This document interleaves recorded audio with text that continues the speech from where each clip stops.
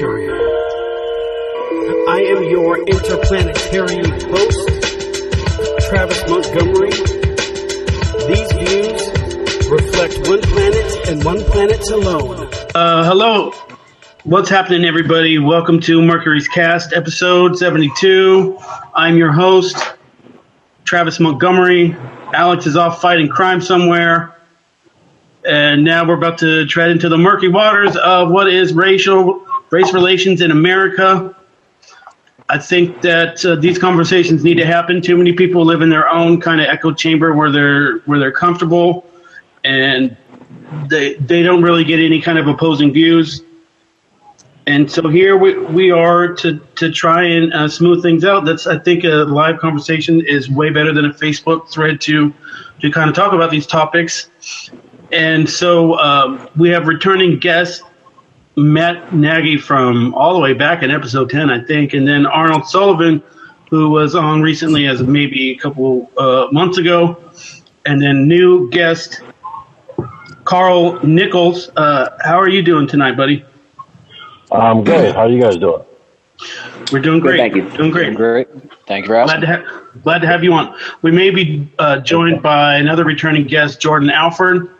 Hopefully he hops back online and comes on like he said he was going to in about 3 confirmation messages.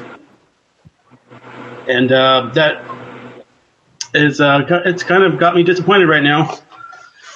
So we have Carl, we have a mutual friend in Marvin Lawrence. I played football with him growing up, and I see that you guys were both into baseball. So yeah. How were you one of his coaches or something like that?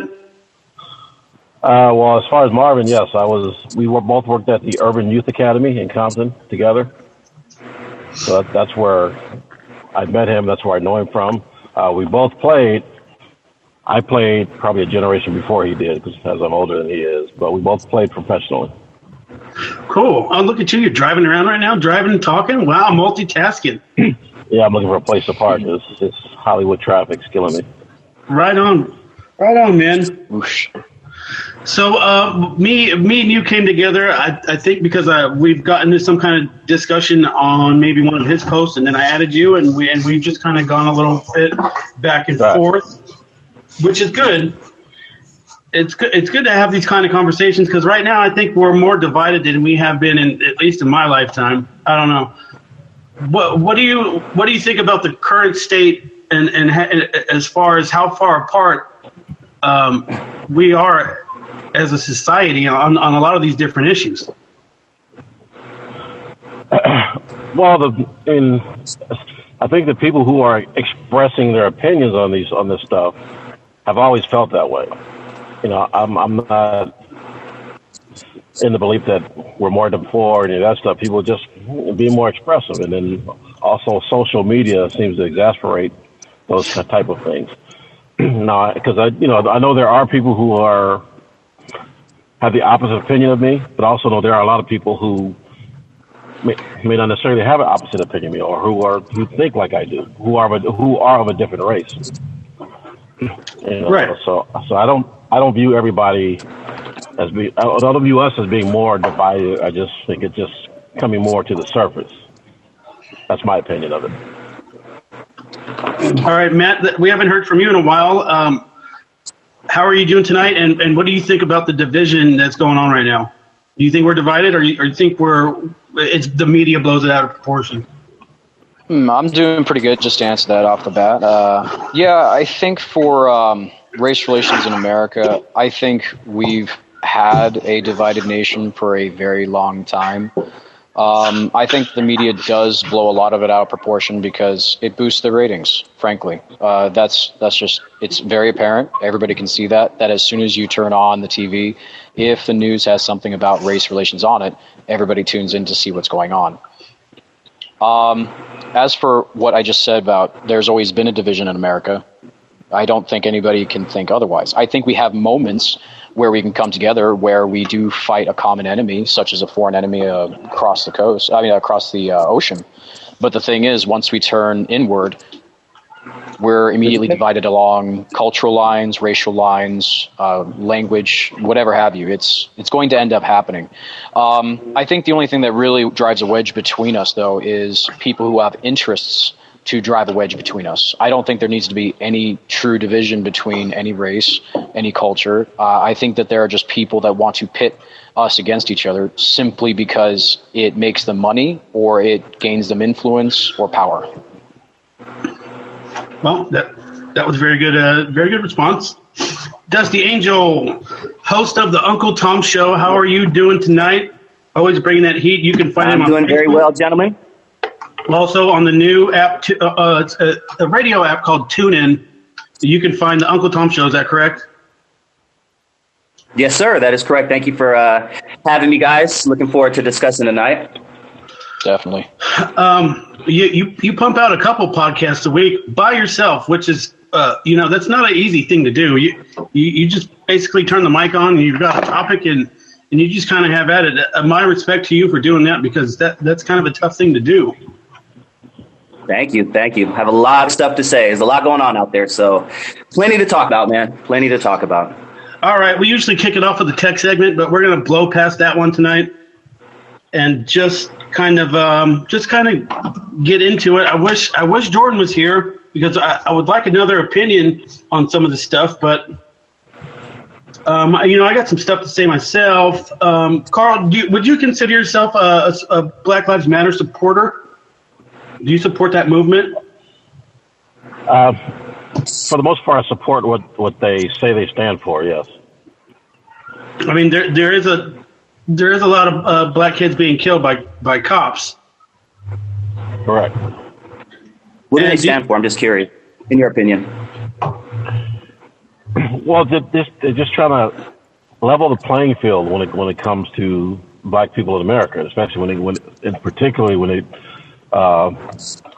applies to violence by police officers. Black people are just more likely. That's what they. Oh, okay. I'm sorry. That's what they stand for, in your opinion. I'm just asking. I want to know. Yes, I don't know a lot about them. I'm not a member or anything like that, but that part of it, yes, I support. Let me ask you a question, man. Do you always support groups that you don't know about? Because you just said that you don't really know much about them. That's pretty. I support that part of it. Now, if they stand for something other than that, that is negative or not what I believe in, then no, I don't support them. But gotcha. So you support them as much as Go ahead. No, go ahead. I was listening. Yeah, no, I said, so you support them about as much as you support Chevron down the street. You know they sell gas, they have what you need, and that's about all you know from them. So that's about as far as you support them? At this point, yes. Okay. No, just curious. That's funny where you're coming from. So. I will say that I believe that the police need better training, especially when it comes to like hand-to-hand combat. And a lot of them are too quick to use a gun. If they were a blue belt in jiu-jitsu, some of that shit would be unnecessary. A lot of it would be unnecessary. I've got a pretty good solution for it. I agree. In my opinion, we need to pay them more. I mean, if you pay people more, you get a better quality of people. You're paying people $40,000 and expecting them to do all types of crazy shit. So you are going to get the worst of the worst, unfortunately. You are 100% correct. They need better training, and they need to pay these officers better. I agree with the pay. I don't necessarily think they need better training. I just think they need to use common sense. I've got a solution, gentlemen. Here's a pretty fair one. I think that this one's been said a couple of times on a few different YouTube channels, but I thought it was a pretty damn good idea, is simply ending patrols. Just stop ending patrols. We don't have firemen literally on patrol looking for fires. So why do we have the police on patrol? Really, it's just traffic and ordinance, things like that. But as for like regular crime that's happening, actual victimization, right? That's why the cops are supposed to be out there. But the thing is that they're never really just there. It always takes them at least 10 minutes to an hour just to arrive onto scene after an emergency call. So it doesn't really make much sense for them to patrol around. I think that we need to probably step away from the idea that police are the first line of defense if something happens to you, and more actually give people the responsibility of not only defending themselves with arms if need be, but actually expecting to take care of things on their own. If you're out in the country, you're not going to see a cop for 4 hours. So how do you think they do it? They handle it just as they would. Some people in the hood don't see a cop for 4 hours too. I'm sure either Dusty or Carl can attest to that. Right. Why? Because we black? No, I'm just kidding. So I don't know. Why is that? No, I think, why would you say that sometimes in the hood it takes longer for them to come when there's a drive-by or a murder? Well, that goes with the territory. That goes with the territory. I mean, there's more crime in those areas. Yeah, no, I agree with Dusty. I lived in San Bernardino, and it took 2.5 hours to get just one patrol car out after my friend had been beat up. So I'm sorry, it's pointless to even assume that the cops will be there to help out. They literally just stand down, and that's the expectation that everybody has as regular citizens go. I tell people this all the time. I say, yes, you need to arm yourself. You need to learn how to properly use a firearm. You need to have a firearm in every single room of your house, just like you have a fire extinguisher, because now shit is going crazy and people are rioting and protesting, and it's going to take the cops a lot longer to get to you. So you need to be the first line of defense. Cops need to be the second line of defense. Yep. And realistically, if we were to look at even the legal precedent, it was not the DC Heller case. I can't remember which Supreme Court case it was, but they flat out said the police have no responsibility to protect you. They've stated that clearly, and you can see that as everything goes on, that if you're in a case where you are being for like women, if they're being raped, or if somebody's in a home invasion situation, they're locked in a bathroom. Wait, what was the word that you used? They don't have a legal right, but they have an obligation to protect you, don't they? No, they don't. No, zero obligation. Ethically, they zero do, right? obligation to act. No. Well, I mean, like as morals go, yeah, they would feel the need to help out. But the thing is, the Supreme Court has already ruled that they have no responsibility to provide protection to regular citizens. But they have an obligation, ethically. No, they don't. Ethically, maybe, but legally, no. Yeah. Yeah, and there you go. That makes a lot of sense. But the case was that it was 3 women who had been raped in Washington, D.C., and they actually had cops who were outside. And they did not go to, like, I don't even know if they knocked on the door or not, but the 3 women tried to sue the police department, and the court ruled that the police could not be sued simply because they did not provide protection. Do you remember the details of the case? I wish it was like, did they just let the woman be raped? I mean, I doubt that. Yeah, it was hours. It was hours long. It's that was one of the common cases I've actually picked up. I just haven't argued gun control in a long time, and that was one of the cases I've made plenty of times where people didn't know about that, and you really should know about that. Okay, so there goes along with the first. Go for it, man. Yeah, I was just gonna say, all in all, I truly believe 9 out of 10 police officers leave out of their house in the morning with intentions of doing a good, fair job. I truly believe 9 out of 10 people don't. 9 out of 10 cops don't go out there thinking, "Oh, I'm going to beat a black man today. Oh, I'm going to shoot a black man today." But if you watch the news and the media, that's what they're painting police as, unfortunately, and that's what upsets me. Right, Carl. 9 out of 10. What do you think about that number, Carl? Is it higher or lower? I agree with it, but the problem is, if you're a citizen. Just like the cops say, when the cops approach a car or they do a stop or whatever, they don't know if that person in the car is a criminal. So they have to approach him as if he is a criminal until they're sure of what he is. Well, the same goes in the reverse. We don't know which cop is the bad cop. So we have to act in a way, so that we don't get on the wrong end of a situation with that bad cop. You're exactly right. And the bad part for me is, all the good cops know who the bad cops are. You don't know them. And if you don't, well, the cops know who they are. The cops do. Yeah, the cops. Can I, Carl? If I may, I understand that analogy where you say the good cops should point out the bad cops. I definitely understand that in any environment. Yep. But let's take the no snitching thing. Let's compare that to the no snitching thing.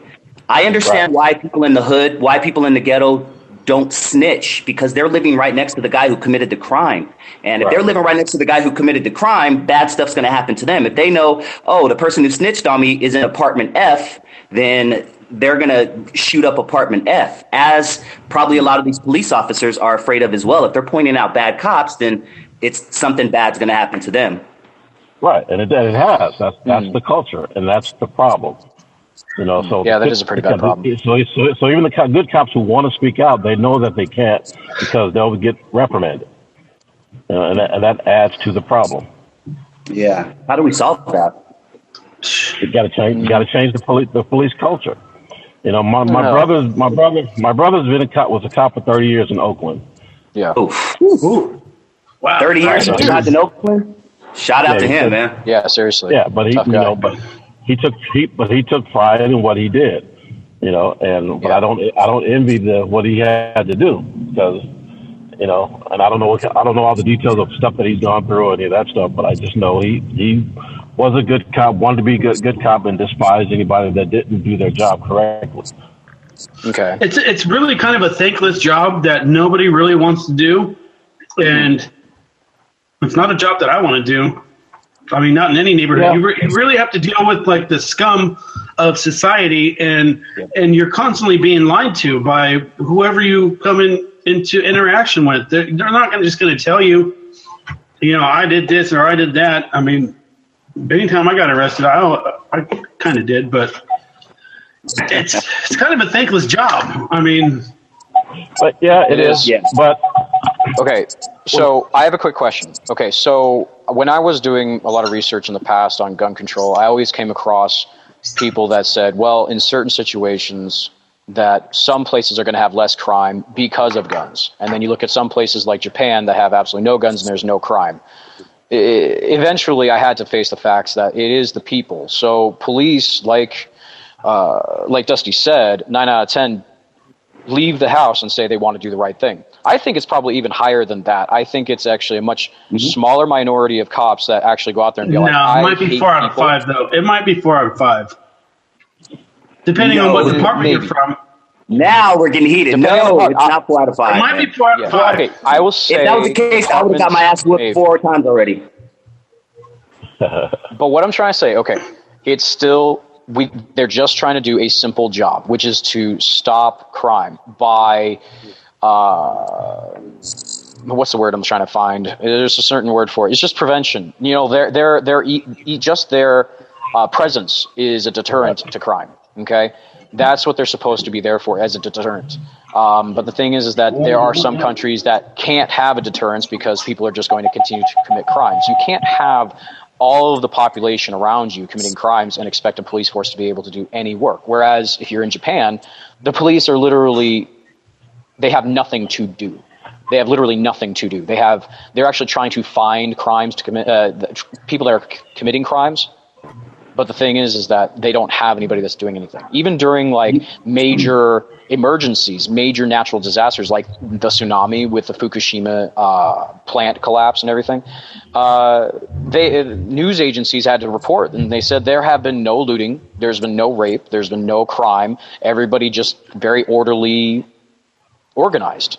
And it's their culture. Like the Japanese culture is about that. They have one single homogenous culture. Yeah, they have a culture where everybody is kind of looking out for. I just watched a video the other day where, people on the subway, they're sitting like 2 feet away from each other. You could nap there if you want. If you're on an escalator and there's a lane of people that want to walk down the stairs as the escalator is going down, there's the people that want to stay there. And they kind of mind their own business. They stay to themselves. And so what's the difference between that kind of culture and the culture that we have in America here? What's the difference? Well, I can't wrap my head around it. The obvious answer is the fact that they have practically a 100% homogenous society that's literally a mono race. They're just Japanese people there. They have very strict immigration policy. I can never say that we could ever have a homogenous race in America. It's literally impossible at this point. Well, it was never still have a mono culture. It was never intended to be like that. That's false. That's false. If you take a look at the first Immigration Act of the United States, it was clearly put down that they were looking to have the only immigrants being free white people of good character. That's literally what the Founding Fathers put down. If you don't believe me, go look it up. But the thing is like, it doesn't change the fact of what we have today. As much as now you're just arguing for systematic racism there, sir. Everybody's already racist. Let's be realistic about that. Okay. I'm not saying that we're going to act negatively upon it, but the fact is that we do see differences. Now, if we had something along the lines of having a culture that... I took out 3 Asian people on the way home. Can you say that again? No, I'm saying when I drive, I'm racist as fuck. I cuss out Asian people. I call them all kinds of words. Yeah. That doesn't mean I hate Asian people. I call Mexicans all kind of words. I'm married to a Mexican woman, and I still call, goddamn, wetback, stop cutting me off. Like, I will literally, yes, everyone's racist. A little bit. There's a little bit of racism. Everybody is. And that's kind of the thing that we as humans, like that's in our nature. We have still these ingrained genetic preferences for our own people. That's just how it is. And how you act on those feelings is what separates people and what causes the problems. Correct. Yep. I agree. Yep. I agree with that. Everybody has prejudices that they live by, but how you act upon them, it determines whether or not you are actually racist or not.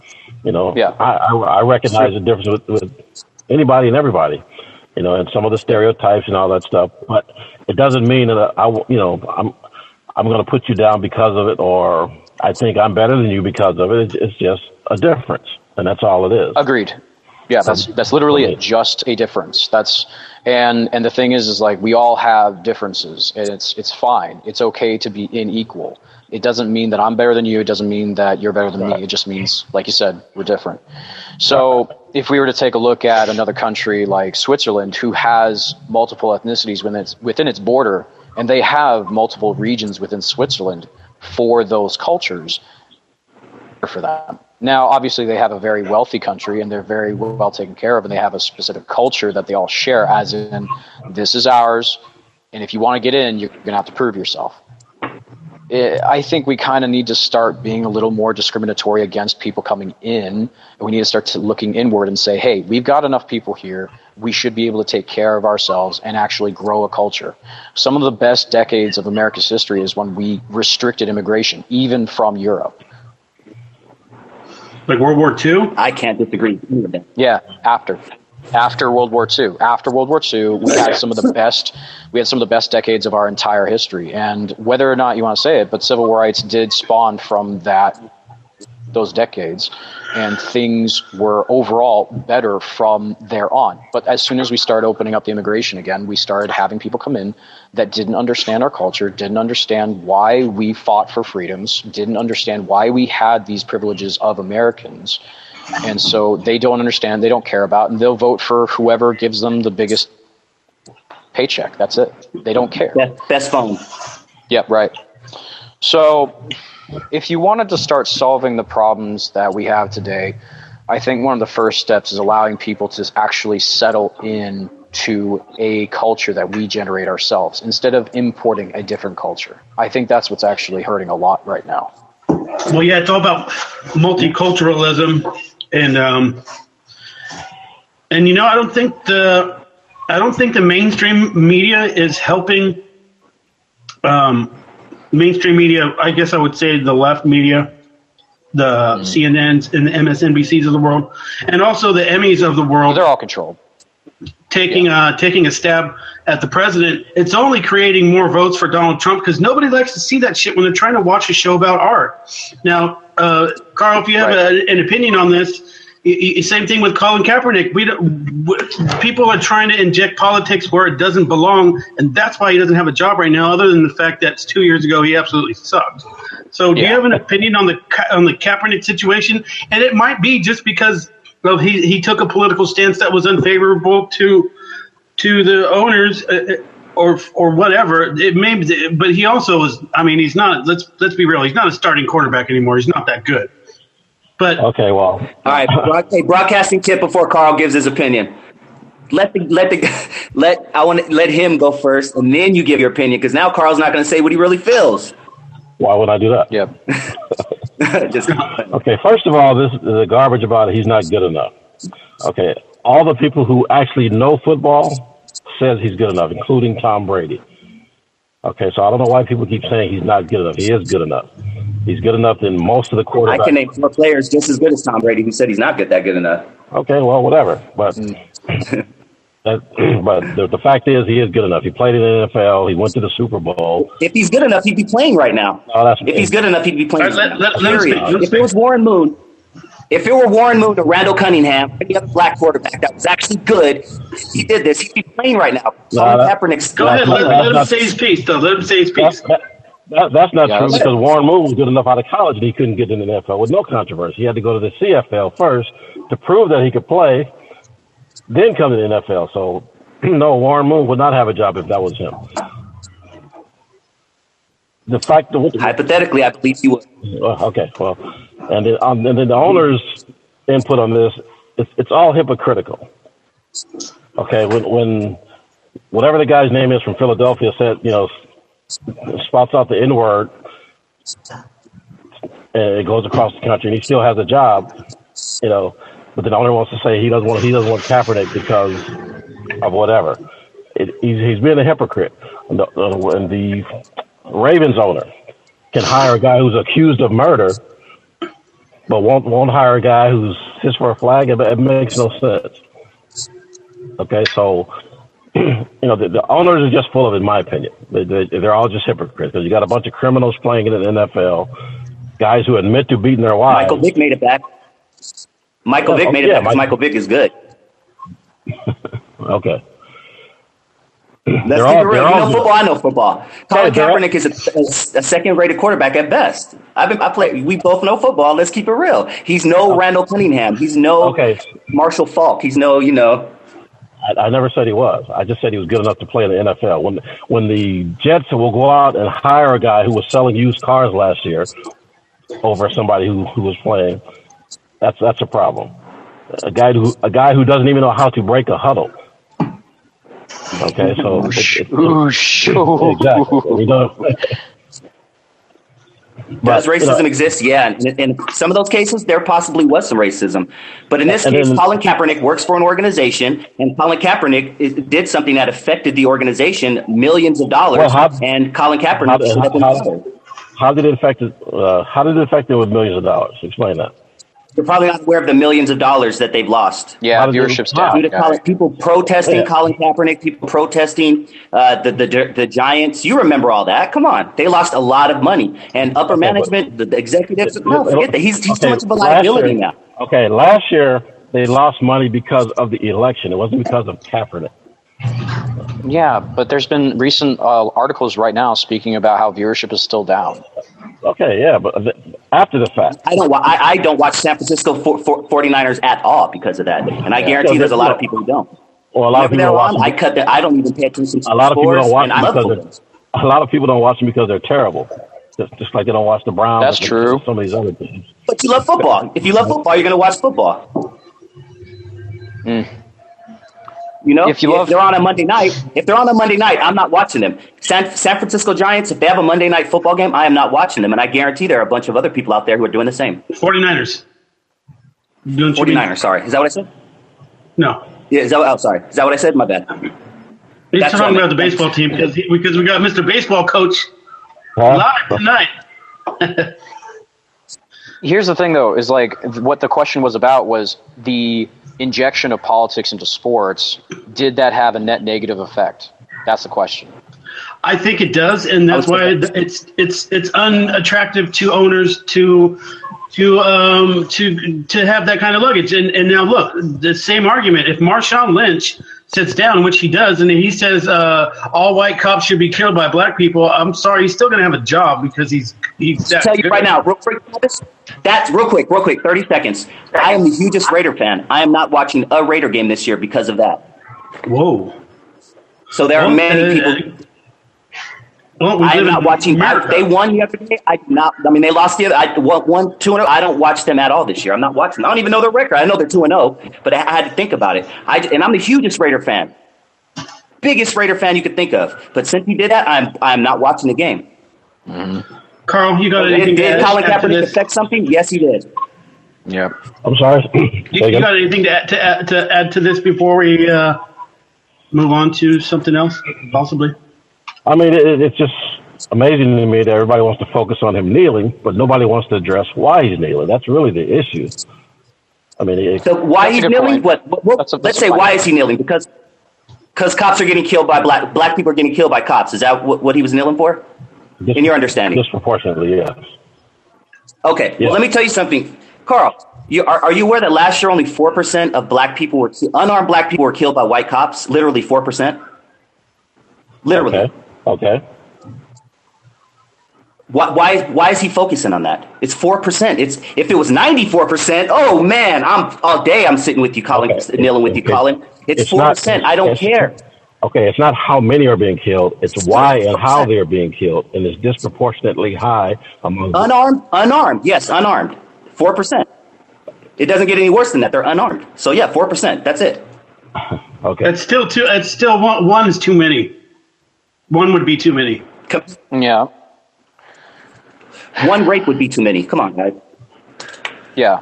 And it's gonna happen, we know that it's still going to mean? happen. So really the root of the problem is not necessarily just a possible disproportionality of black people being shot by cops, which if you wanted to talk about disproportionalities, we could always point to how many times cops get shot at by black people. And that would also be a disproportionate amount compared to the population. Don't bring that up. You'd be a racist. You'd be a racist if you brought that up, Matthew. Right. Okay. And that's not good. But here's the thing. What we're really trying to get to, and I'm going to play fair on this one. I will play fair on this one. I don't want to do any kind of dirty arguing right now.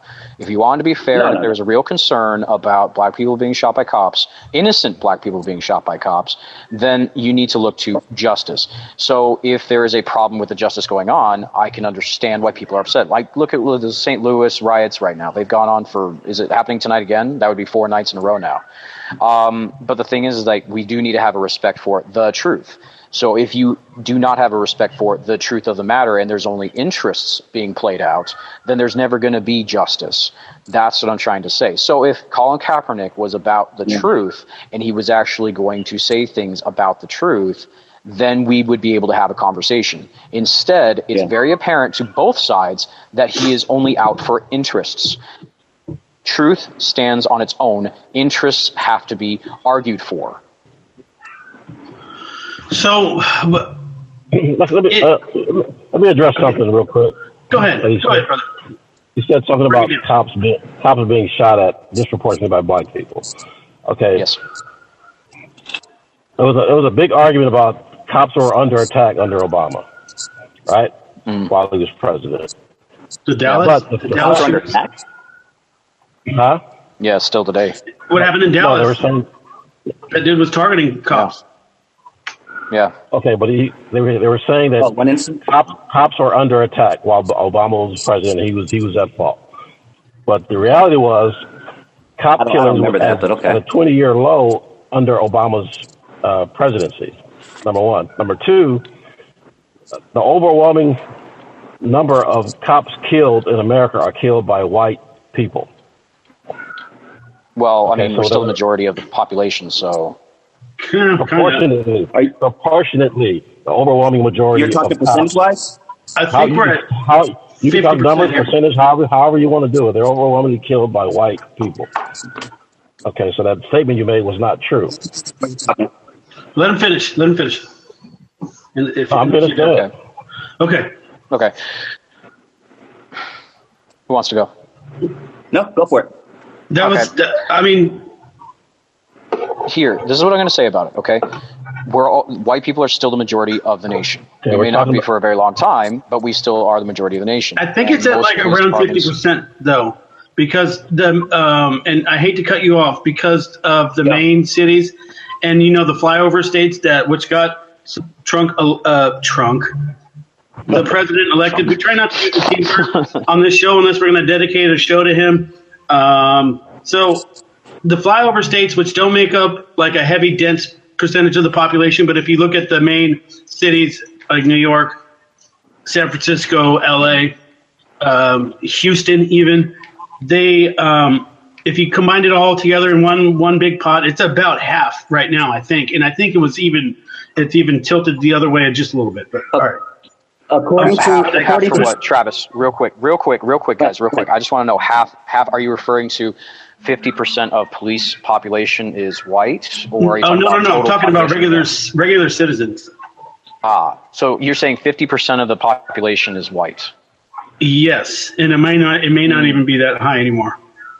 Well, I mean, we don't know how many illegal aliens are in here, but the last census put us at about 60%.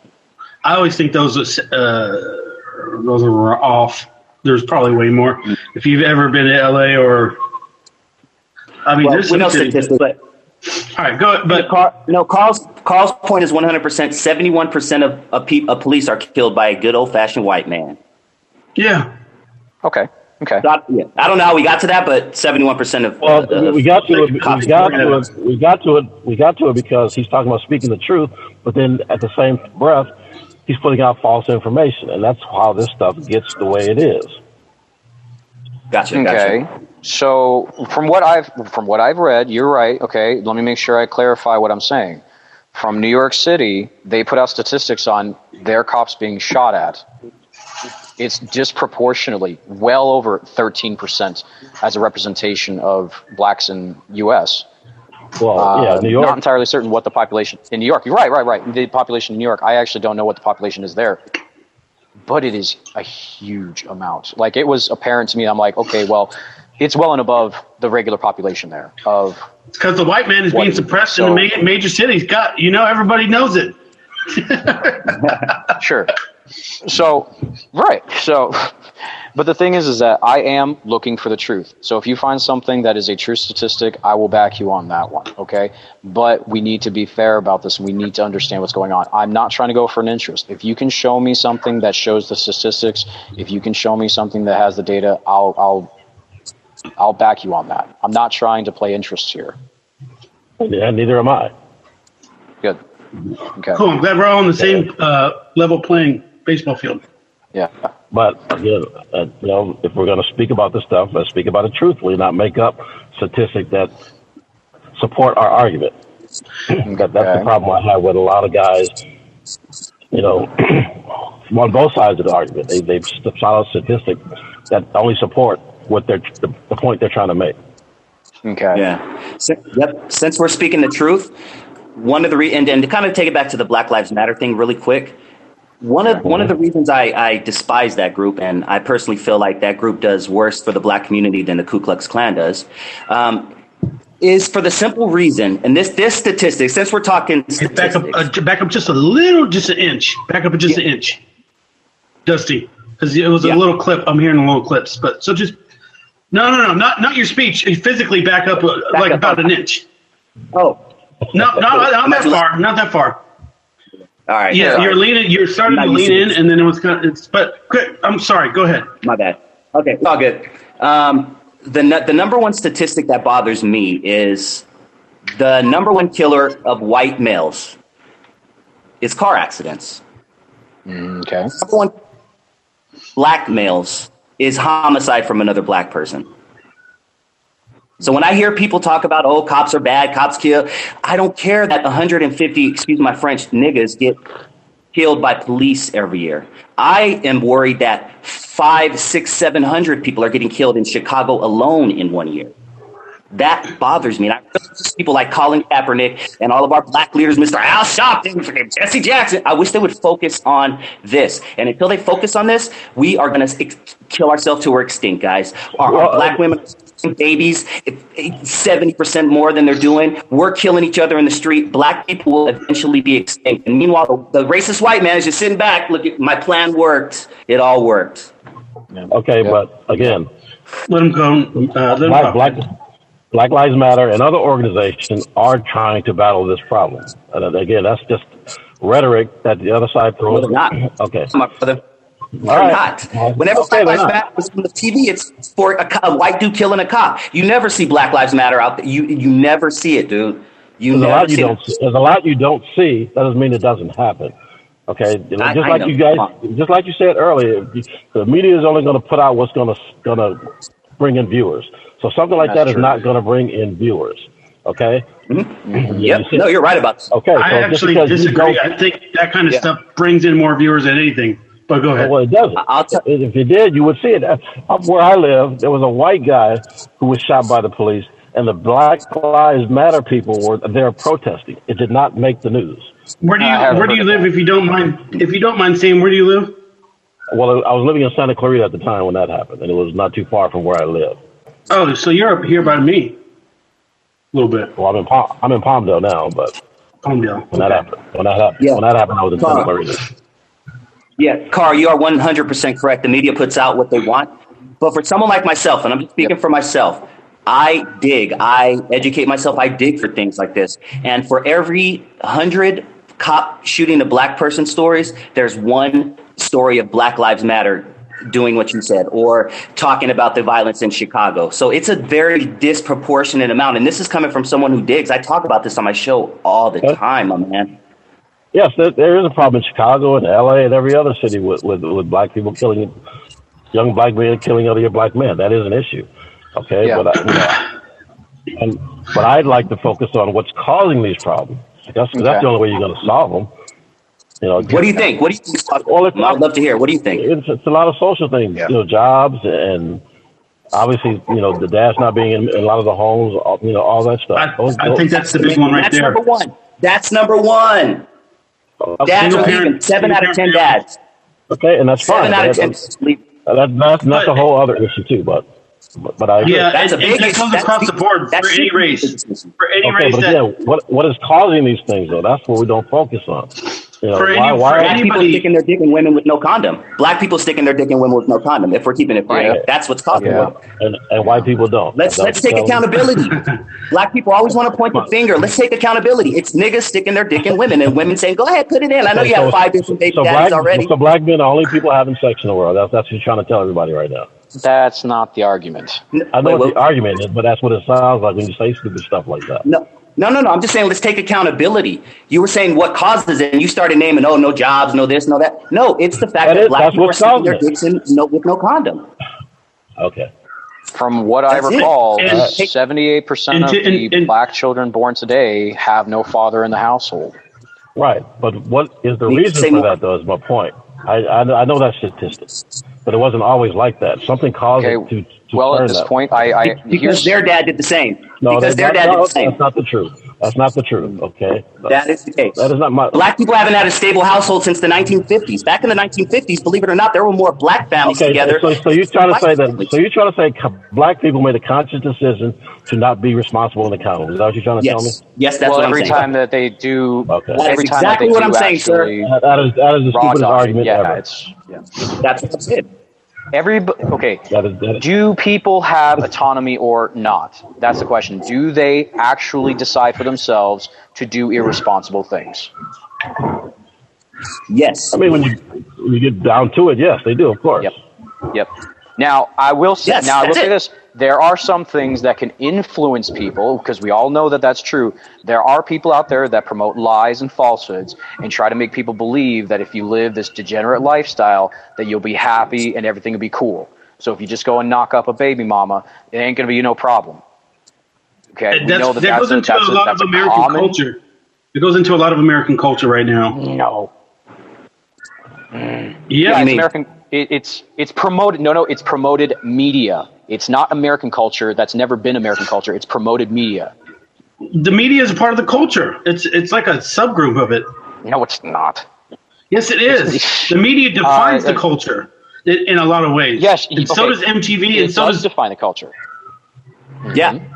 Yeah, I mean, MTV. You don't think that people are influenced by what they see on MTV, especially teenagers, and what they see on Nick and or Nickelodeon? No, I agree. I agree on that. What I'm saying, though, is that that is the influence. That is the influence. If we don't have a culture any longer that's able to critically think and say, is this actually going to make my life better? Then we're done. We're absolutely cooked. And that's what I think is a lot of the problem with 70-some-odd% of black children born today without fathers in the homes. That sucks. But that goes across the board. Thing. And the biggest indicator of success in America is being raised by 2 parents in the household, and it's really sad that number is 7 out of 10. Which, I mean, can that really be verified? Is that just something that that Fox News pulled out of their ass? Yes, it can be. Seven out of 10 of the black people I know have no dad. 7 out of 10 of the black people I know. So yes, it's verified, my good man. All right. This is statistics I found online. I'll go look it up. I'm just trying to put it out there right now. Well, look up the statistic. You are 100%. Look up the statistic of which race is more involved with their children. Which more race of dads are more involved with their children? Just Google that. That has a lot to do with the crime.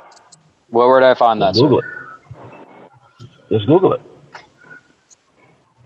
That is the reason. Specifically, father involvement with child. That would be the term I would look up. Sure. While you're looking that up, almost every person in jail right now for a high class crime, whatever you call it, a felony, had no dad. There are so many factors that go back to no dad in the house. Period. That's nobody's arguing that. The death of a black man is homicide. Nobody's arguing that. Okay, here's one question I have. Okay, here's one thing I do have to say. Okay, if we don't recognize that welfare today in America promotes the degeneracy for women to just be whores and to just be thoughts and to just go out and get knocked up, then we're not going to be able to continue the conversation. We have to at least be able to say women across the board. Women across the board, yes, including whites, Mexicans, everybody else. But welfare has an effect on lower class women where they know that it can help them attain more benefits and to actually get a better lot in life. Okay? They don't have to care about men. They don't have to care about men. Let's be real. Women don't have to care about men. Now here's the question. Do you guys believe that was intentionally put in place? The welfare system? Yes. Okay. To do that? Yeah. You know who put it in place, right? Lyndon B. Johnson, who has said, and I quote, "I'll have these niggers voting Democrat for the next 200 years." Right. Yep. Okay. So my point is, it's all these things you guys are saying. They're like, "Oh, okay." That was offensive, sir. All these things you guys are saying are true. I'm quoting the president. I'm quoting the president. Yeah. But my point is, the cause of these things, and you just named one of the causes. You know, then you talked about all the people in jail. All the black people are in jail because Tyrone gets 200 years for crack cocaine. Well, Bob or Billy gets probation for powder cocaine. For powder cocaine. I'm sorry. That is intentional. Okay. Look up the war on drugs by Let him finish. Look up the war on drugs by Richard Nixon. Okay, it was intentionally put him black. Let him finish. He admitted to it. Okay. These are the issues that are causing these problems in the community, the black community. Okay. So again, I don't disagree with any of the statistics, all the stuff you're throwing out because it's true, and I argue against black people over these same things. But there is a cause to all this. Okay, black people just aren't inherently violent, bad, fuck without condoms any more than the other group of people. If I may, Carl, yes, that is one of the reasons. Someone mentioned systematic racism. There are laws to this day put in place that still hold us down in 2017. I 100% agree with that. But what I don't agree with is what you're doing, and what I feel like you're doing is you're putting the majority of the blame on that. The majority of the blame is that black dads are leaving their kids, period. And they don't have a dad there to say, nigga, don't do that. Stop, get your ass in the house at 8:00. I'm not blaming anybody. I'm just telling you what's what. Okay, and there have been not dads in the house for forever, and that's not the sole reason. People with dads are getting into trouble. It isn't just that. It's a whole system of things. Okay, when they're building these jails, they test kids in the 4th grade to determine how many jail beds that they need to build in the future. Okay, wow. They're usually testing kids. Yeah, and they're usually testing kids in the black community. Wow. Okay, this stuff isn't happening by accident. So they did for as far as the powder and the crack cocaine thing, they did make a law that since you modified then an already modified drug, they made it into like a Schedule 1. Or they enhanced the laws because you modified what was already. How about this? Don't sell drugs. Problem solved. Yeah, hey, how about that? No, Okay, but well, see, you gotta- listen, okay, Tyrone no, can't get well, Take some accountability. You can't okay, take fine, some let's do slack. that. Let's don't sell drugs. So let's start with the government by not selling drugs. So they're the one bringing the drugs in here to sell. That's Okay, been I care about proven. the government. I care I about know you don't myself. care, but I do. People care about themselves. I know you don't care about the government, but I do. There's I do still care. drug dealers that And Tyrone? aren't feds. I'm sorry. There's still drug dealers who are not feds, okay? 99% of them are not feds. So But they it could started choose in not the to do '80s this. when they brought it in, and it just kind of they just kind of pushed the stone down the hill, and that shit just kept rolling all the way. I into know the that 90s. black people get more. I know that black people get more for crack cocaine, and I've known this for 20 years. Guess what? That's why I don't sell crack cocaine, because I know this. Why don't fucking sell crack cocaine if you know this? That's all I'm saying. Take accountability. Take accountability. Okay, so please. okay. I All appreciate right, those people so- in Compton because I have actually scored crack in Compton before, and I'm not Oh my proud of it, God. but I appreciate them for being there when I wanted it. How about that? Oh my Okay, God. so all right, so the crack cocaine, crack epidemic, they're putting all the crack users and the crack dealers in jail. Okay, now there's a meth epidemic. Oh, So yeah. instead of putting all the meth heads in jail, now they're saying, well, they need help. We got to do something for them. We got to have the empathy. I Yes, haven't they heard are. that. I've heard meth heads go to jail. Like that's pretty much what I've heard on my side. Yeah, I was gonna say, I where are have- you getting that from? I have Well, heard it, and I've seen it. there's a prop. There's a couple props where you get in California. You can get released on drug program, but I don't know if that applies for black people. I'm just kidding. I'm literally going to say, well, black people aren't allowed to use this program. I think that'd be kind of false. That'd be kind of false. Yeah, there are no laws in place that specifically say black people can't do certain stuff. Right. Okay. Depends on the judge, really. It really depends on the judge. I guess That's- I'm living on a different planet then. Well, Prop. A different planet. Where are you at? I'm on Earth. Where are you? yeah. Because I'm on Earth. Where are you? I'm in another dimension, I guess. The reality Yeah, Right. we are is, become America. It's Interdimensional. 2017, baby. We're in America, United States. So talking about going back to what he was saying, like the government does do these crazy things. Like look what Obama did with Fast and Furious. I mean, it's not out of the realm to think that the government could implant drugs into a society when you have shit going on like the Fast and the Furious, which was more Eric Holder than it was Obama, I believe. It was more Eric Holder than it was Obama. for Fast and Furious, sure, but the CIA has been doing drug running schemes to fund black operations, literally like shadow government shit for a long time. So I absolutely agree that yes, that is something the CIA has done in the past. I'm not going And so when they bring in drugs into this country, where do you think they're going to take it first? They're going to take it to the lowest. You're going to take it to the hood. Yeah, they do take it to the black community. Exactly. Yeah, they're going to take it to the ghetto. Of course they will. I mean, I'm not going to deny And that. why would you do the drugs? I don't know why. I don't do drugs. So I don't know why people. Because we're poor and we're prepped, and God damn it, we like to get high. No. Come on. Let's I know ask why ourselves this question. Let's take I accountability. know why they sell them, but I don't know why anybody would want to. Why are they doing drugs. this? Because some people have gravitate towards getting high, and they like the way that it feels, and some people don't. Okay. Right. Since we're talking It's about black escapism. people, why is it black people? You say they bring them to the hood. Are black people just stupid and we got, oh my God, there's drugs. Let me go take them. Like, No, Okay. it's an escapism. 40 It's an that's my escapism. problem. Is people think black 40% of like people think All right, black hold on. people are We're dumb. getting a little out of hand here. One at a time. Carl, let's go. You're the new guest. Let's go, Carl. I want to hear Carl. 40% of the marijuana users are from the hood. Marijuana is a great thing. You can't. I don't even consider that a I drug. know. Okay, that's fine, but I'm just using that as an example. That's like a life enhancement. So who are the other 60%? I'm smoking marijuana. I don't know Yeah, what. the majority of the meth users are from the suburbs. Oh no, what is their problem?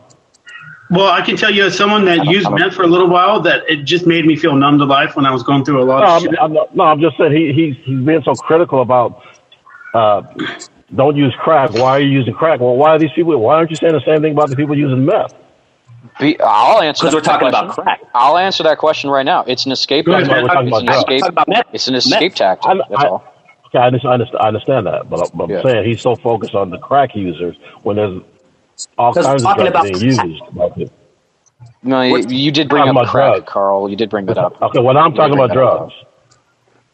Okay. But we were talking about crack. You said they bring crack in. You said they bring drugs into the neighborhood. Crack is the drug that they brought it. The CIA, you brought up Reagan, you brought up Nixon. That's all. That's crack. They weren't bringing cocaine into the neighborhood. They're bringing crack. I interviewed Rick Ross. I interviewed Freeway Rick Ross. He was there. He told me the whole thing. Okay.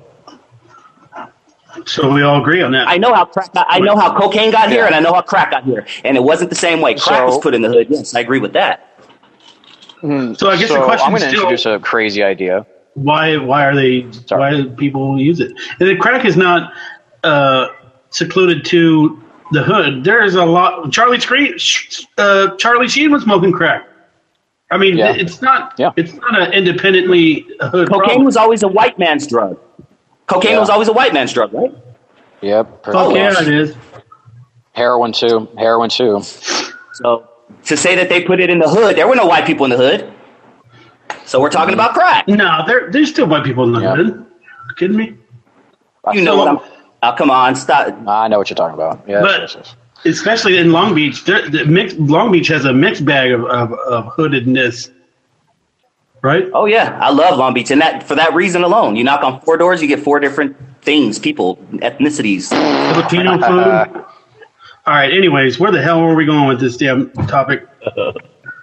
Yeah, let's get back on topic. I get passionate about this stuff, guys. Please understand that none of this is coming from disrespect. Sometimes when we get a little passionate, I do speak bluntly, but I truly respect both of you guys to the fullest. And thank you for sharing your opinion. I really enjoyed this, and I definitely would love to do it again. You know what I'm saying? Real talk. Yeah. Appreciate that, Dusty. Thanks. He respects you too.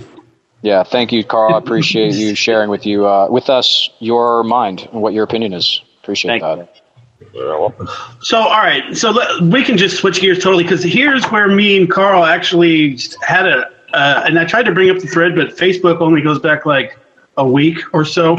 And you were really concerned with the Nazi party, the people that are Nazis in America. If you can try and jog your brain, because I think we were comparing Nazis to maybe Black Lives Matter, and you were really concerned with the Nazis in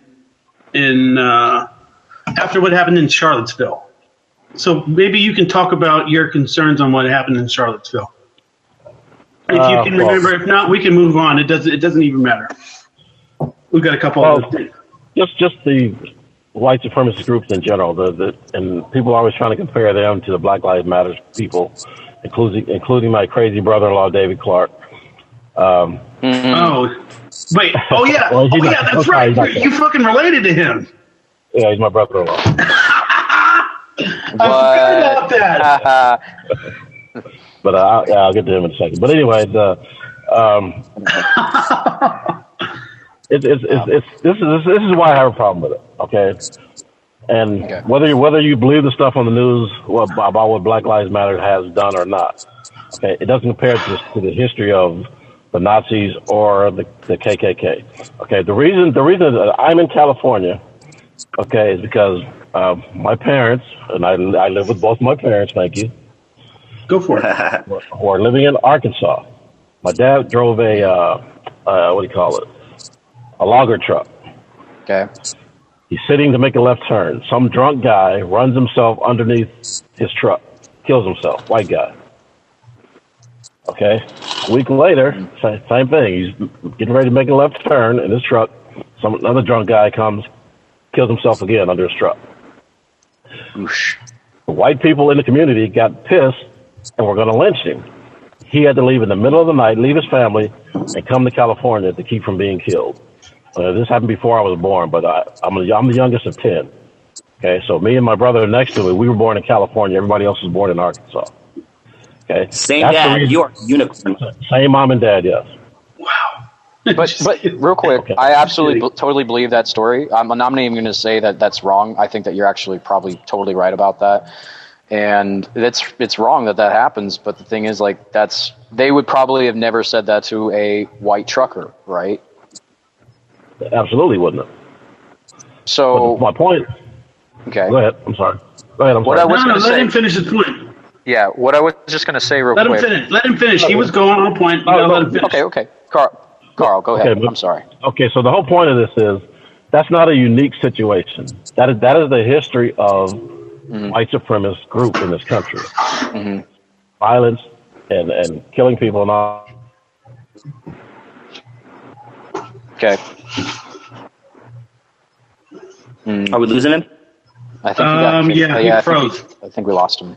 That's so for people that don't know, Sheriff David Clarke is from Milwaukee. He's always on the Fox News channel. We lost you for a little bit, Carl. So I was trying to give a little filler. David Clarke is that black sheriff dude that you always see sometimes with the cowboy hat on, and he's always saying some shit that the community doesn't necessarily agree with. But go ahead. Right. I'm sorry, I lost you for a second. Can you repeat that? Yeah, we lost you too. Yeah, we lost you. Do you remember do you remember what you were saying in the middle of that thought? Oh, I was just saying that there's no comparison between the Black Lives Matter and the white supremacist group and their history. That's all I was saying. Whether you like Black Lives Matter or not, it's not fair to compare those groups. That's all I'm saying. I'm only comparing them for their sole purpose, which is holding one race higher than the other. No one is superior than anyone. And to say Black Lives Matter, that automatically puts black people above everyone else. And if we had a White Lives Matter, let's keep it real. If there's a White Lives Matter, you would be upset. Dude, no, for that sole purpose alone, Black Lives Matter. That is not what it means. That is not what it means. You don't even know about it. I bet you I know more about it. You admitted earlier you don't even know about them. I know way more about Black Lives Matter. I know about George Soros. But the name of the group doesn't necessarily have to. The name of the group doesn't necessarily have to tie into what the group stands for, although it is misleading. Yes, it does. It has everything to do with it. I thought from the beginning they should have chosen a different name. I thought they should have chosen a different name. There would be a problem because if there were White Lives Matter, there would be a problem. That's why the name has everything to do with it. Because if there were White Lives Matter, there would be a problem. There is a White Lives Matter. There's Blue Lives Matter. There's White Lives Matter. So there's an Antifa group called Black Bloc, and they don't have black or bloc anything to do with them. They wear green masks. I've never heard about them. But the thing is that people choose names that don't actually represent. The name is not the proof in the pudding. But the thing is, normally the name is chosen as a bit of a ambassador of the whole entire idea. Black Lives Matter is the first thing that people hear before they even delve into the beliefs of what that group has. That's the point. So it's kind of. I think it's kind of brilliant on the part of whoever created it. Either it was Sean King, that fucking asshole. I don't like him at all. But I think it is because he just runs it. It creates an emotional response. It was a smart move because it creates an emotional response in the people. And that's why we're talking about it now. So the name was clever, but it doesn't necessarily say that they don't matter. It just tries to highlight the fact of these kids being killed by cops, pretty much. But if it were White Lives Matter, when we have White Lives Matter would be an issue. Let's say White Lives Matter. But White Lives, that would be a Nazi group. Is there an issue? Yeah. No. Come on now. Stop. Please. Travis, come on. Look at me, dog. Look at me. If it were, I see your pretty eyes right there. If it were White Lives Matter, would there be an issue? Yes or no? Yes. Please tell me the honest truth. There would be an issue. Because if we're not going to be honest, dude, come on. Don't say this is going to be a Nazi group. Don't say yes or no. Would there be an issue? Just the name alone. For who? The media? See, I can't get an honest answer. I mean, for me, I don't know what you're asking. Travis, I'm asking you. I'm sorry. I thought you. You're pretty eyes. I'm looking at you. I like you too, man. Would there be an issue if there were White Lives Matter? Yes or no? No. Yes. No, you liar. Oh. Okay. All right. I'm not even going to go anywhere. I'm not going to say anything. All right. I don't know. Okay. Would it be an issue for me, or would it be an issue for the media? For me, it would be no. For the media, continue, guys. If we're going to fairy tale it, continue. I'll just jump in every once in a while. right, what do you? All right, no, I want you to explain your position because now you're getting upset. I just asked you a simple question. If the name was White Lives Matter, because I'm trying to prove a point, but you're not moving on. If it were White Lives Matter, would there be an issue? Yes or no? Just like, and you keep saying other stuff. Yes or no? And then you said no. So I said, I just can't even go there with you. So it wouldn't be an issue for me. It would be an issue for the media and a lot of other people. It wouldn't be an issue for me. Mm-hmm. Yeah, fair enough. It's true. Continue. And Blue Lives Matter. I mean, that's a serious problem for Black Lives Matter, right? Yep. They think that the Blue Lives Matter, and I don't know how to act in fairy tale land, Travis. They think that Blue Lives Matter is a counter response to Black Lives Matter and trying to take heat off of trying to take the focus off of Black Lives Matter, which, you know, I don't know how Carl feels about it. He might feel like Blue Lives Matter too because he's got all lives matter. All lives matter. All lives matter. Okay, the Black Lives Matter. Maybe they should have said Black Lives Matter also. That really was the point of it. That's not so catchy. Not that Black Lives Matter. Okay, so then you have a problem with BET then? Of course I do. Yes, I do. 100%. Okay, so now, but do you know why? 100% have a problem with BET. Okay, great. First of all, BET is a white person. Let's start with that. But go ahead. Say it again. I hear what you said. BET is owned by a white person, but let's start with that. But go ahead. Exactly. Okay, but why was BET started in the first place? I don't know. All I know is 2017. It's owned by a white man, so it means nothing to me. Okay. That's all I know right now. I don't care why it was started. I don't care about 20 years ago. You're still living in the past. You're talking about your dad. It's cool. Your dad is cool and all that, but you're talking about this stuff in the past. I'm living in 2017. Okay, I didn't ask. I know you're on another planet. I'm trying to make a point. Okay, I'm trying to make a point. If you just listen. Okay. Yes, I have a problem with BET. I have a problem with BET in 2017. Right. Yes. Now, 2017. Okay, this is how it relates to Black Lives Matter. BET was started because MTV was. I don't care. I know you don't care. I'm sorry. I'm not asking. I didn't ask you why it was started. I'm making a point. I want to hear his point. I want to hear his point. Let me talk. Let him talk at least. Sorry.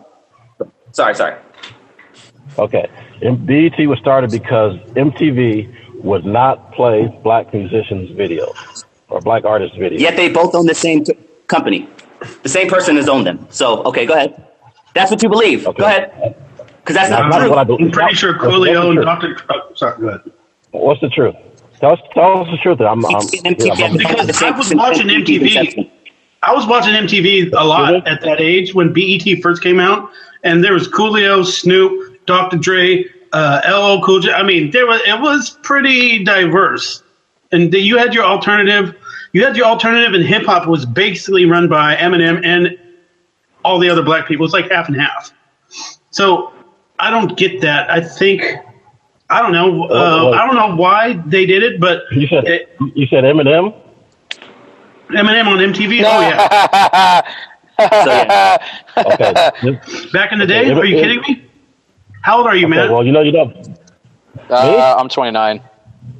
No, okay. You said me. Okay, MTV started in 1979. Yeah, that's a while back. When did BET start?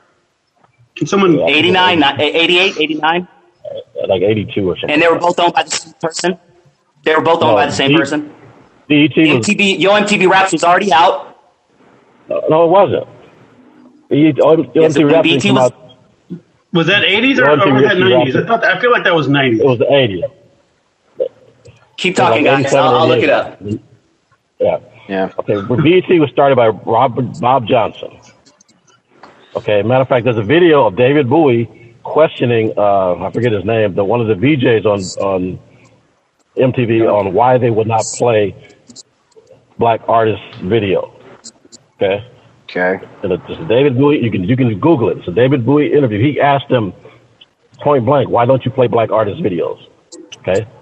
And so it's the same principle why Black Lives Matter were started, because they don't feel like black people were getting justice, and they're saying Black Lives Matter as much as anybody else's lives matter.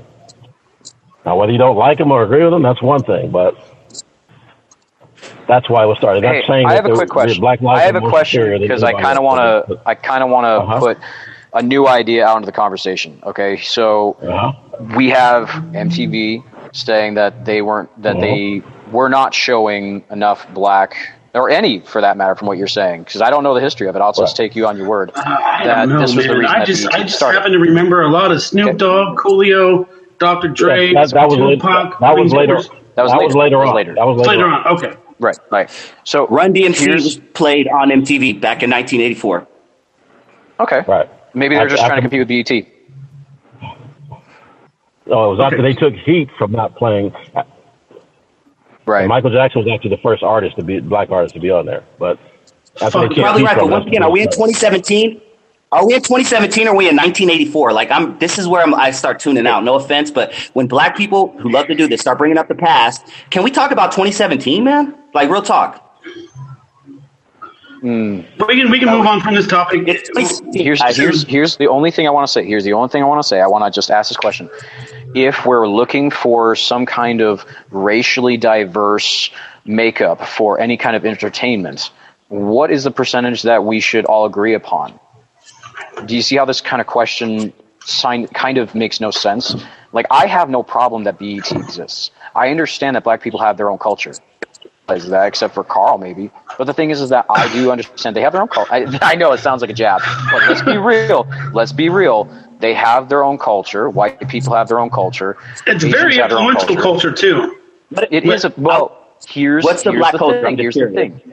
Go ahead. Well, here's the thing. I know I'm not in it. Okay, so I'm not going to start describing it. But the fact is that I know my culture. Okay, the thing is that if they want to have their own channel, why shouldn't they have their own channel? But likewise, if white people want to have their own channel, well, we do have a majority in this nation, so most channels should be showing mostly white people. But the thing is, whenever I hear somebody say that something's not diverse enough, all I hear is there's still too many white people. That's all I hear. So my question is, how few white people should be allowed on television now?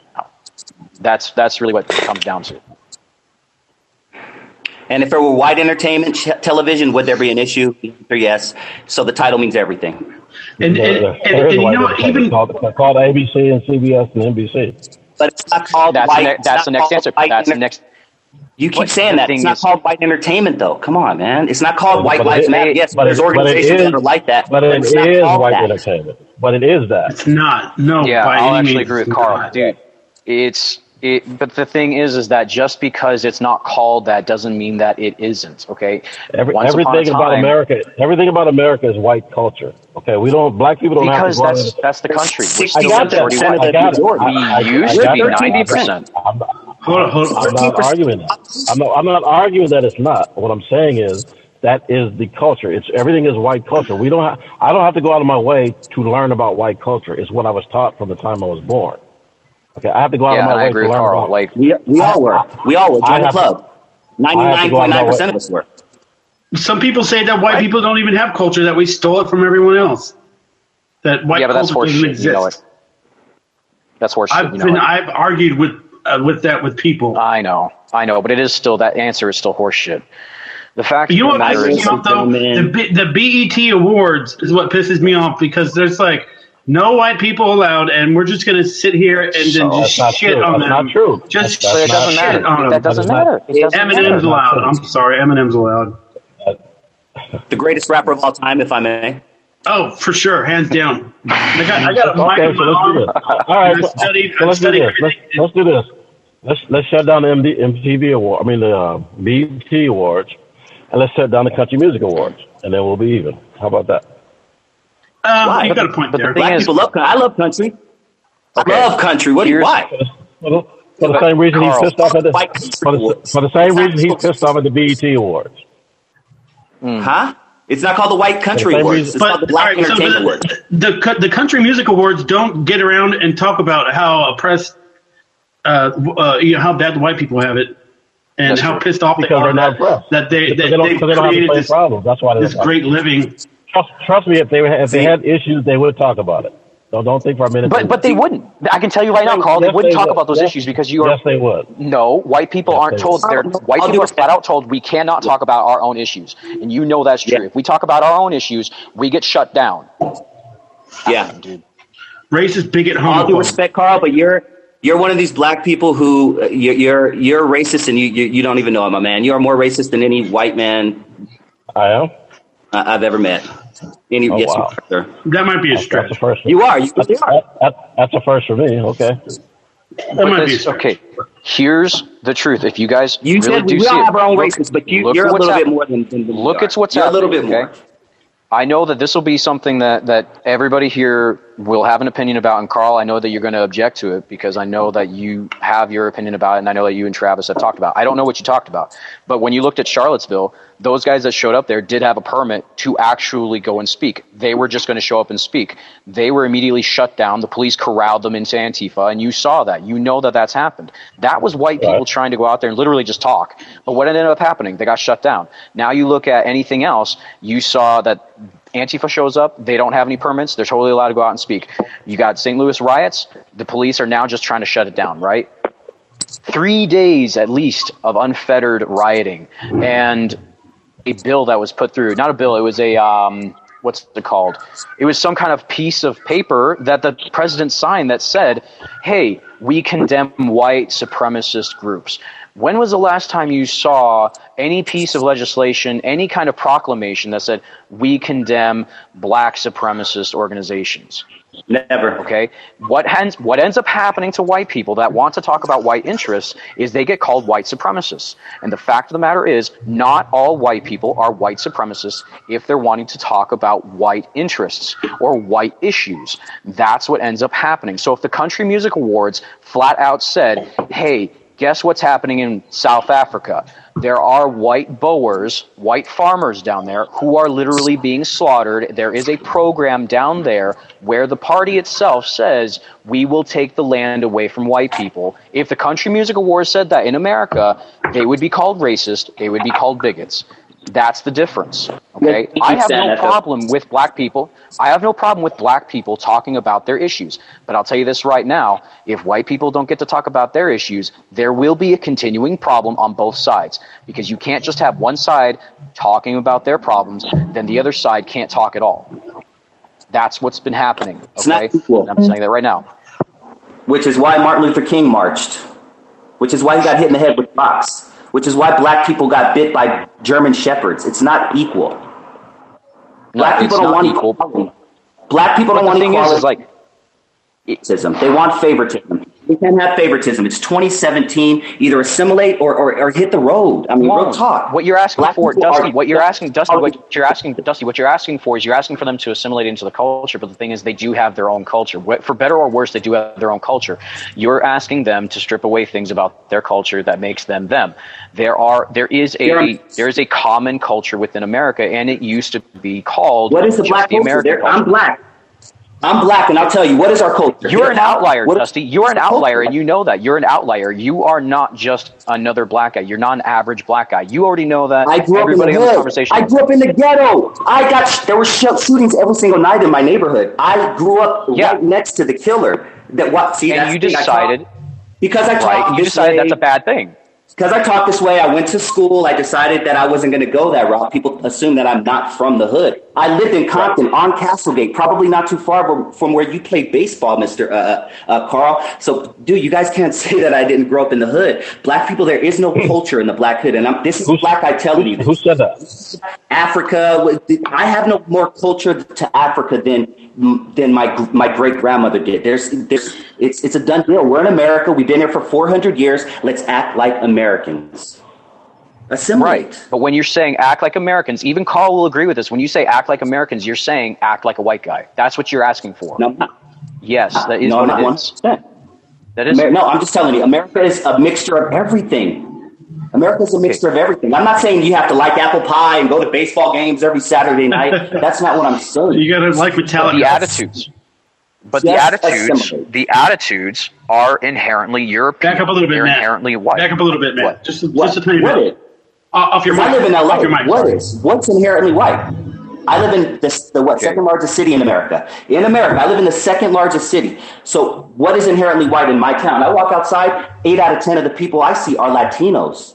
One black and maybe one. You're in Los Angeles. But and do you know what happened in 1965?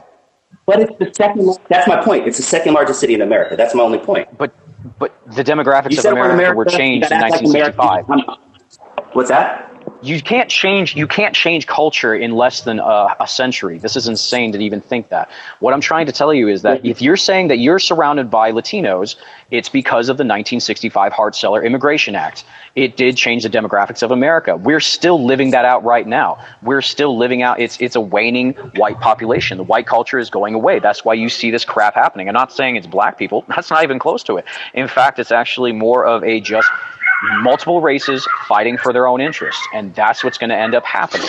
It's just how it is. You can ask for assimilation, but the fact is that you will have this division in a multicultural society. I'm not going to tell you a lie. I'm not going to tell you some falsehood, because you can see it for yourself.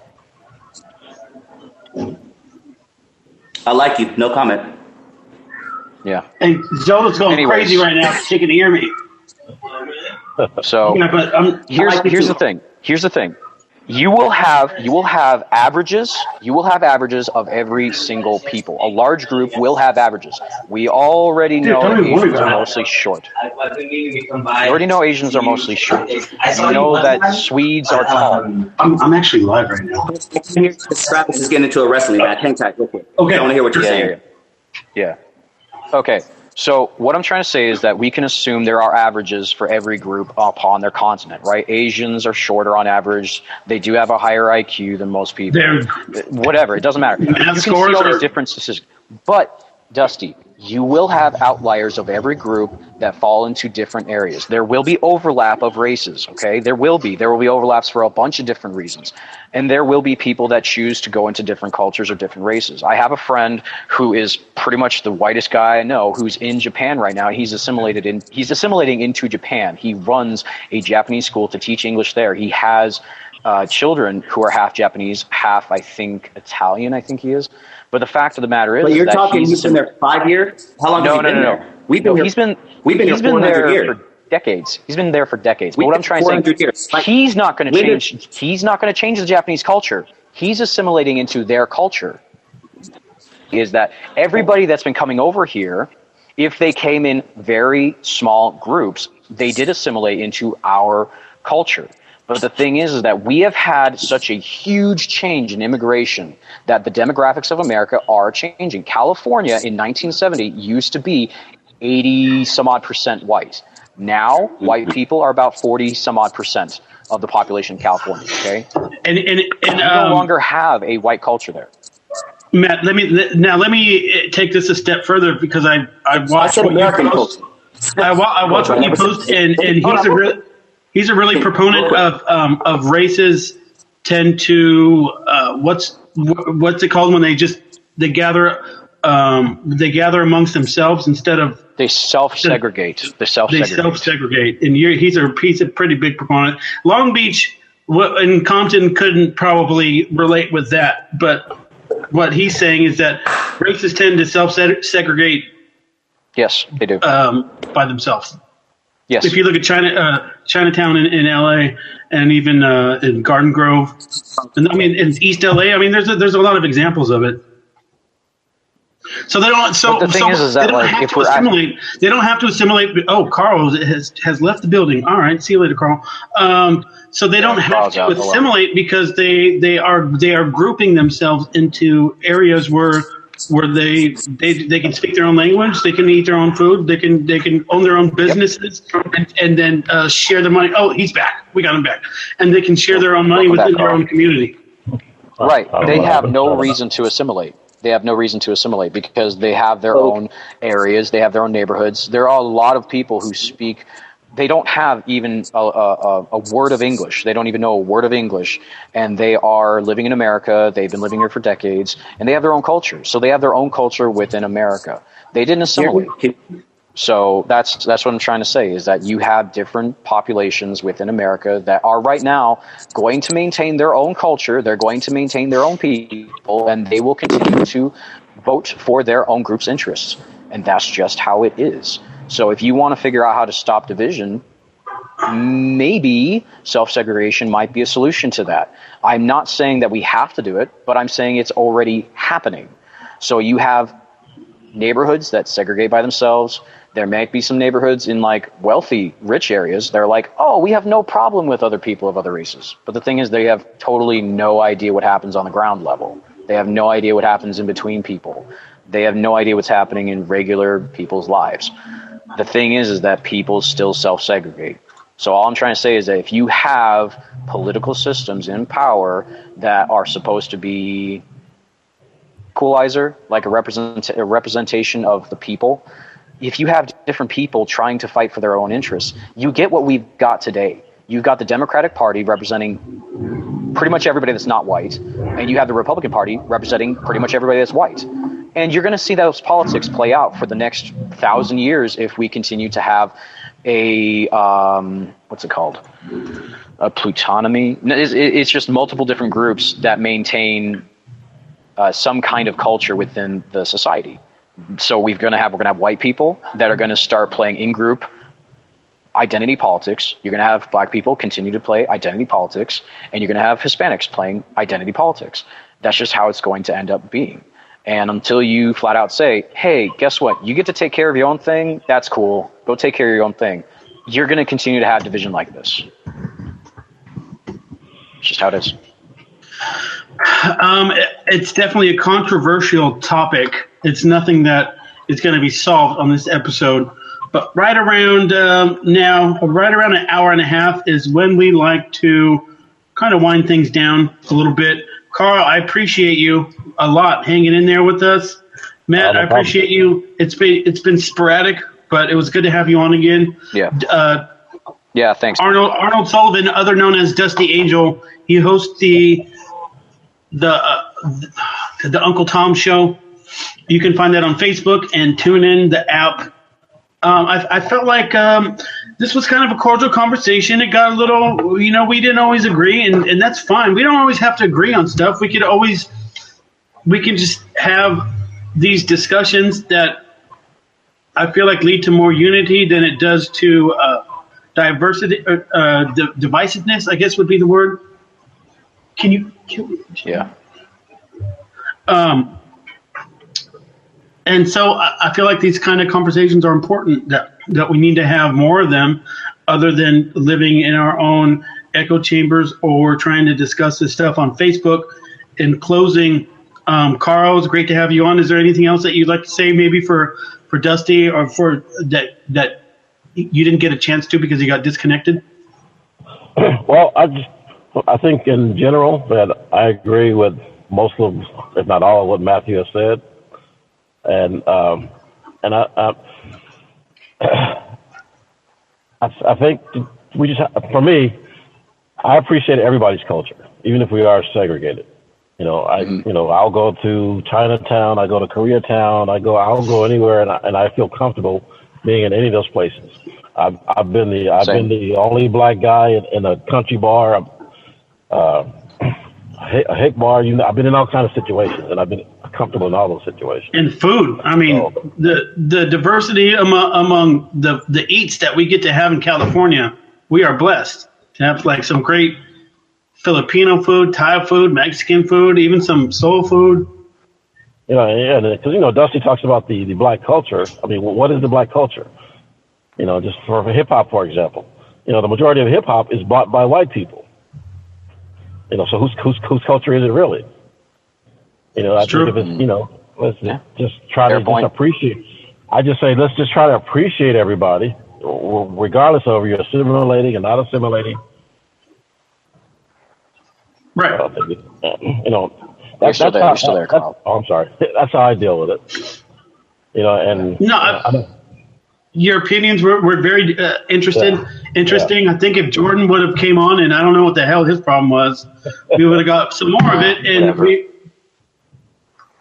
whatever. He's come on before, so I thought it was funny that he didn't show up this time because he's come on before. Yeah, it was good talking to Carl. Yeah, that was the first time I've ever been called a racist, so I thought that was interesting. Yeah, I've been called that enough times already. Even though, my fiance is half white, I have Japanese nephews, I have Mexican nephews. David Clark's my brother-in-law. And we didn't even get into David Clark. God damn it. Oh, man. But you know what? Well, we're going to have to invite you on somewhere down the line, not to out your brother-in-law David Clark, but maybe when it's topical. When it's topical, we'll have him. We'll have you on again. We'll talk about it. Oh, he's a good guy, actually. He sounds like he's a good guy. Yep. He is a good guy. You know, he kind of puts his face. Yeah. If you want to see somebody outrageous, talk to his dad. That's the guy you talk to. Is he like more inclined to believe what he believes, or is he like the other way? That's where he learned it from. Oh, okay. Yeah, the apple does not fall far from the tree. But his siblings have opposite views, though. Okay. Interesting. Matt, it was great to have you back on, and I hope to get you back on again. You're definitely a informed person. You do your research, and we didn't even get to talk about some of the reasons why you think he's actually married to. Is she full black? I guess it doesn't matter. He's got mixed kids, and he's actually encountered some I guess what you can call racism against my children or Carl's? Yours. Yeah, I have experienced it. So yeah, I can talk about that in the future. I guess. Yeah, we'll talk about it real quick. We're at an hour and a half, which is kind of real quick the limit. Yeah. But in closing, you got real quick. It's real quick about that point that you just made there for my children. Yeah, my wife is half Jamaican, half Irish. But the thing is that because I have Irish heritage, we've found out that it just the reason that our children are pretty much white, like they look flat out white. Like I've got a son that has blue eyes and everything, blonde hair, is because of that heritage. But the thing is like even if they're mixed, they're not going to be picked apart and say, oh, well, are they black? I think they're black. No. They're going to be looked at as white. Like, I already know that they're going to be looked at as white because that's what they look like. So it's not necessarily what we're deciding upon. I know that if I have to look out for their interests, I'm still going to have to say, hey, guess what? They're actually, I don't want anybody attacking them for being white. So that means that I'm going to have to defend them because they're looking white. So that's how a lot of people have to deal with things. And I can see why Black Lives Matter has a lot of people backing it, because when somebody looks black, they can be judged a certain way. I understand that on my side too. I can see why there would be a whole bunch of different Black Lives Matter, Asian Lives Matter, White Lives Matter. What my point is that unfortunately, these programs and these movements get hijacked by other interests like politicians and media organizations, and likewise, just like Carl said, you never saw them going out and defending a white guy that got shot by cops. Well, of course not. You got a whole bunch of rich people at the top. Now, in closing, I just want people to go and do research for themselves and take a look at who owns these media organizations, because you'll find a common thread. And I'll actually tell you this right now, they're not white. They may look white, they're not white. No, that's a whole nother. That's a whole nother, and I know exactly where you're going with that. And that's a whole nother episode. That's a whole nother episode, and we gotta tread really carefully on that because we can get freaking banned. But anyway, it has been a pleasure. It has been a pleasure. Absolutely, sir. It actually went better than I thought it would, and you guys both have a good night. This has been Mercury's Cast, episode 72. Find us on social media and on iTunes and Stitcher, and everybody else have a blessed night. All right, take care. All right. Do you like